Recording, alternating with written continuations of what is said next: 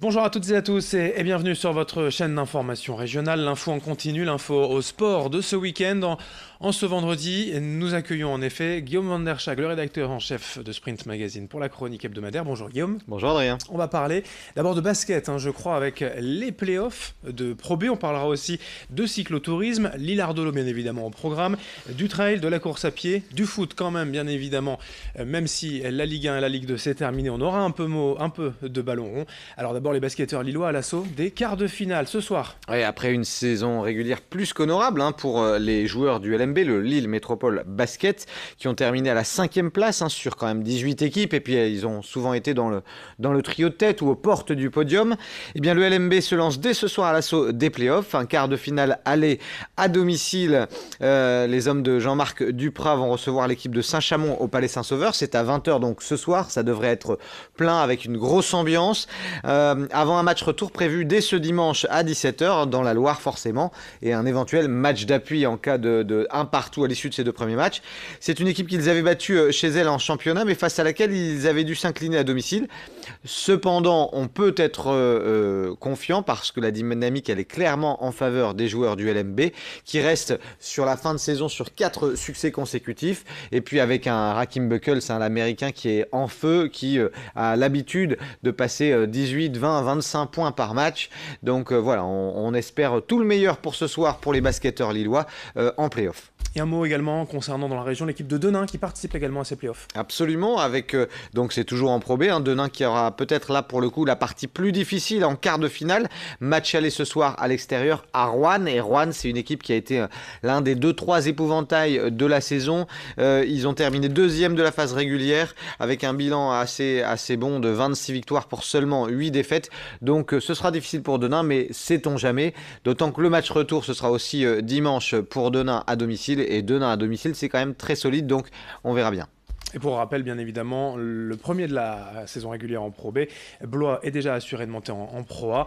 C'est l'enjeu de ces playoffs de Pro B, l'accession. Pourquoi pas pour Lille ou même pour Denain, on peut rêver en Pro A. Oui, pour Denain, j'y crois moins, d'autant que le club est moins bien structuré, même s'ils ont remporté la Leaders Cup, faut le rappeler. Cette saison, ils sont moins structurés. Leur salle Voltaire, elle n'est pas forcément homologuée pour aller jouer en Pro A. Mais bon, peut-être que la municipalité et que tout le monde ferait ce qu'il faut pour que ce soit possible. En tous les cas, du côté du LMB, on sait qu'il y avait eu des travaux il y a quelques années au Palais Saint-Sauveur. On sait que Jean-Marc Duprat, qui est un coach renommé de la Pro A, s'il est venu en Pro B, c'est pour essayer d'emmener les Lillois au plus haut niveau du basket français. Ce sera dur parce que c'est solide, il y a quelques grosses équipes dans ces playoffs, mais Lille a peut-être un coup à jouer, sait-on jamais. On leur souhaite en tout cas, c'est dès ce soir, donc 20h au Palais Saint-Sauveur à Lille pour ce match du LMB. En cyclo, l'événement, c'est un peu le Paris-Roubaix des amateurs, c'est l'Hilardolo dimanche. Ouais, c'est l'une des randos cyclo les plus populaires, les plus appréciées de France. C'est ce dimanche 27 mai, et c'est pas un hasard, on sait jamais, c'est la 27e édition. J'ai eu Philippe Crépel récemment au téléphone, qui est l'organisateur depuis des années, qui avait fait renaître de ses cendres cet événement incroyable, qui me disait qu'il serait pas loin du record. Ils sont quasiment aux 7000 participants, c'est exceptionnel. Ça sous-entend plusieurs vagues de départ. Le départ, c'est donc dès 6h30 du côté de Lille Grand Palais ce dimanche matin, et puis il va y avoir des départs échelonnés jusqu'à 8h, 8h30. Les premiers, pour se donner un ordre d'idée, vont mettre un peu plus de 5 heures et devraient arriver sur les coups de midi, midi et demi. Et puis les moins aguerris, les moins à l'aise, eux vont certainement mettre 10, 11, peut-être même 12 heures, arriver que vers 18h30, 19h, mais peu importe. On le rappellera jamais assez, cette cyclo-là, c'est surtout la convivialité, la fête du vélo. Le but, c'est pas d'aller vite, c'est de rallier l'arrivée. À Ardelo, il y a quand même 156 km, avec la dernière portion, les derniers 35 km qui sont pas faciles, là, ça monte, ça descend. À partir de Fonkenberg, il y a du relief.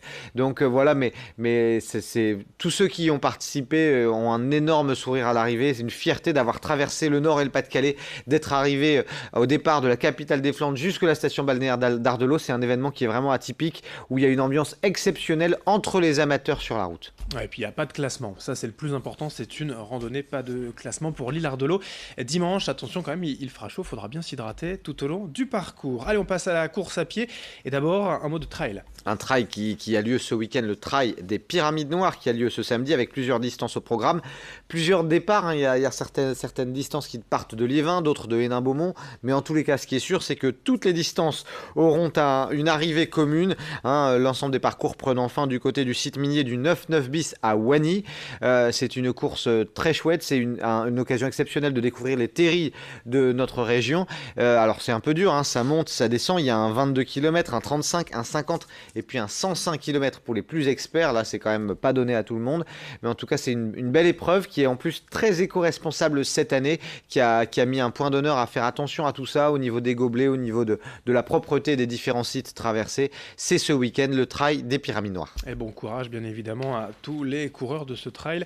Dimanche, la course à pied également, des courses hors stade au programme. Ouais, il y en a beaucoup, j'en ai sélectionné quelques-unes. Les foulées de la Sambre à Bachan, c'est en dessous de Maubeuge, qui proposeront un 6,4 km, un 10 km et une course junior. Il y aura également les boucles de Zuidcote qui ce week-end fêtent leur 30e anniversaire. Elles vont s'y souffler leurs 30 bougies, 14 km en relais, c'est toujours sympa. Les foulées des écoles à Los Angoel avec un 5 et un 10 km. Et puis dimanche, il y aura les foulées de Bondu, c'est très sympa aussi comme épreuve, avec un 5 et un 10 km à la belle régionale et même un mini-trail où les plus jeunes pourront s'essayer au trail sur un parcours d'1,5 km. Et il y aura également ce week-end le trail de la Fraise, c'est du côté de Lecel, un parcours très sympa à travers les bois avec un 6, un 15 et un 25 km. Allez, on termine avec un mot de football. Je vous le disais en introduction d'abord. La coulisse du LOSC, Galtier pourrait rester finalement ? Oui, il avait laissé planer le doute, hein, il y a de ça 8 jours en disant vraiment si le LOSC n'était pas maintenu, je ne resterai pas, je me sentirais trahi. Et puis finalement, on a l'impression que le président Lopez et puis lui se font des amabilités à distance. En tous les cas, Christophe Galtier a déclaré cette semaine au micro de Canal+, que bien... Ils veulent continuer avec moi, je veux continuer avec eux. Donc voilà, apparemment, il aura peut-être les coups des franches pour appuyer sur certains recrutements. Donc pour l'instant, il semblerait que si la DNCG valide le maintien en Ligue 1 du LOSC, eh bien Christophe Galtier reste dans la maison lilloise. Et pour terminer, un mot quand même pour évoquer les filles du LOSC. Oui, une grosse pensée pour les joueuses du LOSC féminin. Elles aussi, elles sont en première division. Elles aussi, elles ont du mal à se maintenir. C'est pas encore fait du tout. Ça va se jouer ce week-end lors de la dernière journée. Elles ont un déplacement pas facile face à Bordeaux qui sont je crois 6e du championnat, c'est ce dimanche 27 à 15h. Et puis il faudra, même si elles font un bon résultat, il faudra aussi surveiller les concurrents directs. En cas de victoire, elles seront sauvées, mais si c'est un match nul ou de défaite, alors il faudra regarder de très près les résultats des concurrentes directes pour le LOSC féminin. Merci Guillaume pour toutes ces infos sport. Bon week-end à vous. Bon week-end à tous. Merci à vous de nous avoir suivis. Dans un instant, la suite du programme, vos prévisions météo et dès le prochain quart d'heure, un prochain point sur l'actualité.